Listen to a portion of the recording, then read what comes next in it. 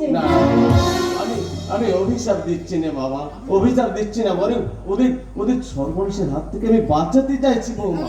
এখানে থাকলেই বরং আমাদের সর্বনাশ হবে। ওই যে কি সব গবেষণা নিয়ে আরম্ভ করেছেন আপনি, আর তার জন্য তো বাড়ি থেকে ঘটি বাটি সব বিক্রি করতে হচ্ছে। এরপরে তো তুমি আমাদের ব্যবসা নিয়েও টানাটানি শুরু করে দেবে। সেটা কিন্তু আকাশ থেকে ঠিকরে পড়েনি, বাবার সর্বস্ব তোদের নামে লিখে দিয়েছিল তাই। সব বাবাই তাই করে, আমাদের বাবা তার থেকে বেশি কিছু করেনি সপ্তমী।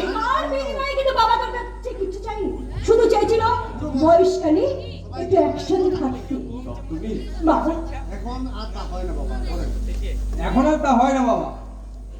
আমি ভরতের বাবুর কথা আমি ভরতাজ বাবুকে কথা দিয়েছি। ভরতের বাবুকে কথা দিয়েছিস মানে আমি তো বুঝতে পারছি না। মানে উনি চান না আমরা তোমার সঙ্গে কোনো সম্পর্ক রাখি। চমৎকার চমৎকার। এখন দেখছি বাপ ছেলের সম্পর্কের মাপকাঠিটা ওই ভরদ্বাজ বাবু ঠিক করে দেবেন, কেন দেবেন না তিনি? কারণ বাবা মহাপুরুষের মতন ওই মানুষটা বিরুদ্ধে থানায় ডায়েরি করে এসেছেন। না, ভুল করছো। বিনা কারণে নয়, ওই ভরদ্বাজ বাবু লোক লাগিয়ে আমার চেম্বারটা আগুন লাগিয়ে দিয়েছে। তার তো কোনো প্রমাণ নেই বাবা, পুলিশ তো তার বিরুদ্ধে কোনো ব্যবস্থা নিতে পারেনি। না পারলেও আমি চেষ্টার কোনো ত্রুটি রাখিনি। ওদের ম্যানেজার বাবুকে গ্রেফতার করে থানায় নিয়ে এসেছি। বেশ করেছেন। সেই দিন গ্রামের অনেকেই দেখেছে বাবার চেম্বারের আশেপাশে ঘুরতে। মিথ্যে কথা। মিথ্যে কথা। এই গ্রামের একটা মানুষ এই গ্রামের একটা মানুষও ওই পুলিশের সামনে সে কথা স্বীকার করেনি। ওরা ভয় পেয়ে গেছে বলেন।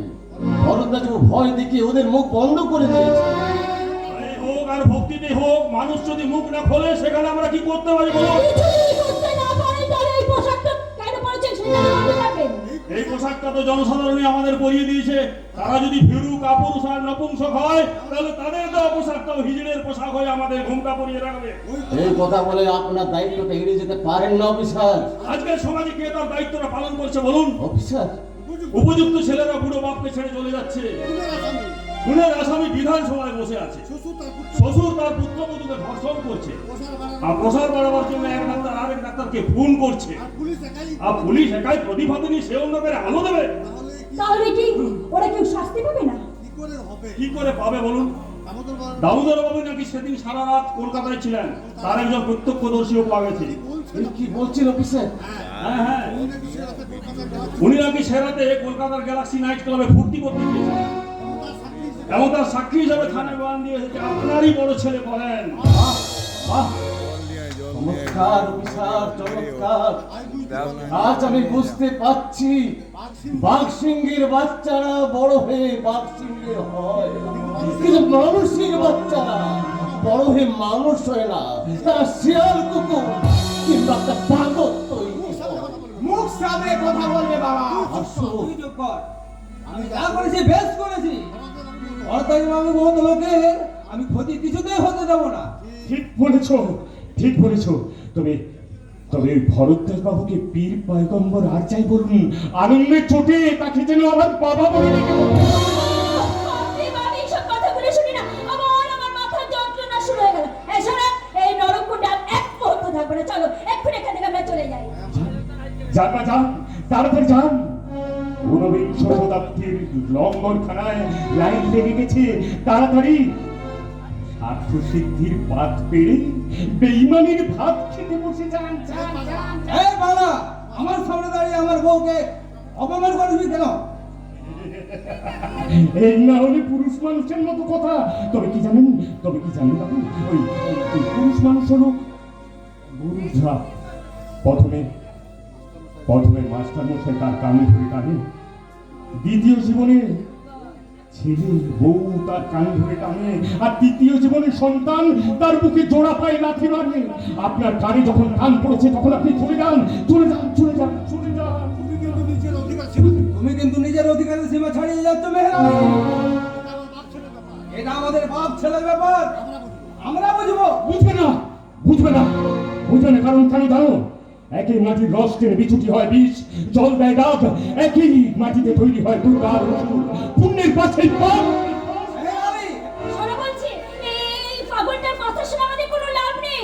চলো চলে যাই। বাবা শুনুন, একটা কথা বলে যাই। আমরা যখন যা পারবো টাকা পয়সা দিয়ে আমরা আপনাকে সাহায্য করবো না না না বৌমা, তা আর লাগবে না বৌমা। ভিকে যখন হতে পেরেছি তখন ভিক্ষুকের হাত থেকে নোংরা টাকা আমি আর নিতে পারবো না বৌমা। আমার মাথায় যন্ত্রণা শুরু হয়ে গেল। এবার নিজেকে বদলাবার চেষ্টা করো বাবা। এবার নিজেকে একটু বদলাবার চেষ্টা করো বাবা, না হলে এই নতুন যুগের অগ্রগতি রথটা তোমার বুকের উপর দিয়ে চলে যাবে, সেটাকে কেউ আটকাতে পারবে না, কেউ না। মাথা নিচু করছি। মাথা নিচু করে কেন আছেন কিসের লজ্জা? ডাক্তার বাবু? কিসের লজ্জা? আজকে আমাদের দেশের মানুষরা কোলাইয়ের থানায় ভাত খেতে লজ্জা পায় না, কারণ কারণ সে খাওয়াটা হচ্ছে 10 জনে মিলে। আর আজকের এই প্রগতিশীল মানুষে সোনার থানায় একা একা ভাত খায়, এটাই লজ্জা। জাতির লজ্জা, দেশের লজ্জা, আপনার লজ্জা, আমার লজ্জা। আপনাদের দাঁড়িয়ে কি দেখছেন? চলে যান, চলে যান, পুরো বাপকে ফেলে রেখে আপনারা চলে যান। হ্যাঁ যাবই তো, এই নরক কুণ্ডে আজ কখনো কোনোদিন আমরা ফিরে আসবো না, কোনোদিনও না, কোনোদিনও না।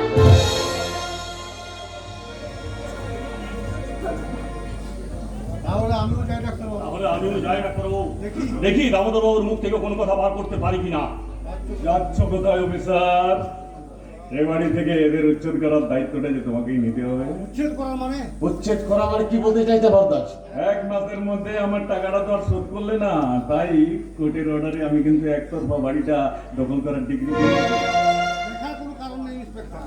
দেখার কোনো কারণ নেই ইন্সপেক্টর, আপনি নিশ্চিন্তে যান, আমরা আজই বাড়ি ছেড়ে দেবো, চলবো।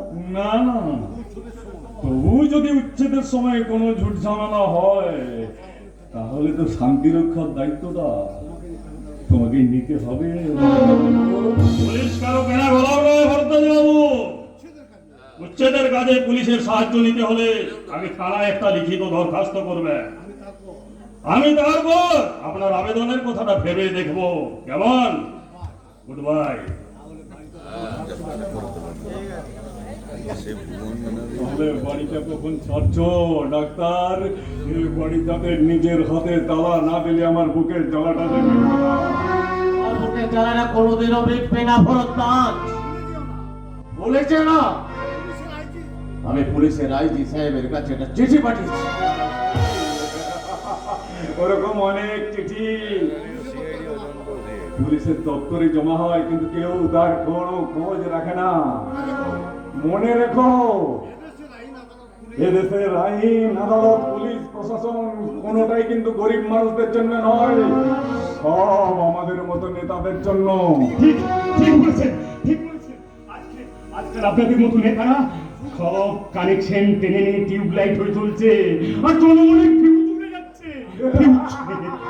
আজ তো আপনারা হাসবেন, কারণ কারণ জওহরলাল নেহরু বলেছিলেন এদেশের সমস্ত দুর্নীতিবাজকে আমি গলায় দড়ি দিয়ে ল্যাম্পপোস্টে ঝুলিয়ে দেব, কিন্তু আজ পর্যন্ত কোনো নেতাকে ঝুলতে দেখা যায় না। কারণ কারণ কি জানেন?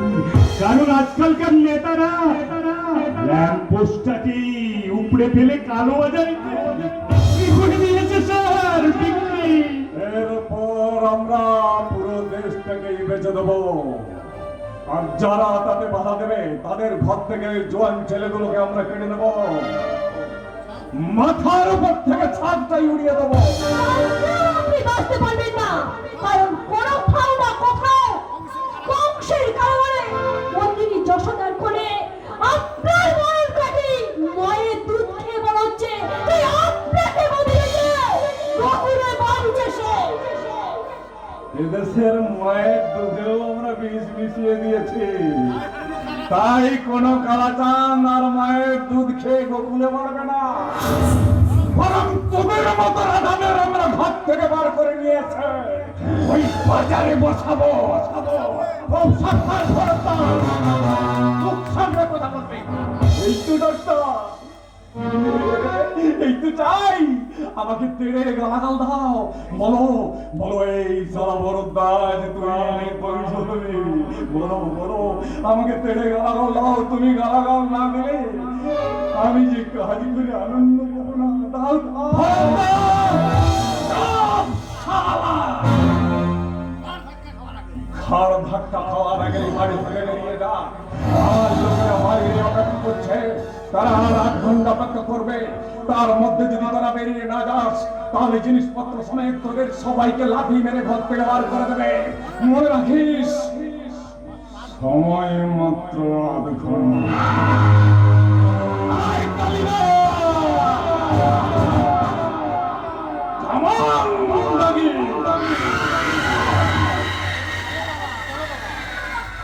এইসবের কোনো প্রয়োজন নেই বাবা, চলো বাবা, আমরা গাছটা রেখে বাস করতে চলো বাবা। এখানে এক মুহূর্ত থাকবো না। হ্যাঁ মা, হ্যাঁ, তাই চাও। গাছে জল দিলে গাছ কখনো খালি হাতে ফিরিয়ে দেবে না মা। সে ফল দেবে, ফুল দেবে, শেকড় শুদ্ধ পেরে বুড়ো বাপকে কোলা দেখিয়ে চলে যাবে না, চলে যাবে না, চলে যাবে না। তবু সব হারিও আমার বুকের মধ্যে কোন অভিশাপের আগুন জ্বলছে না রে ভাই, শুধু একটা কান্না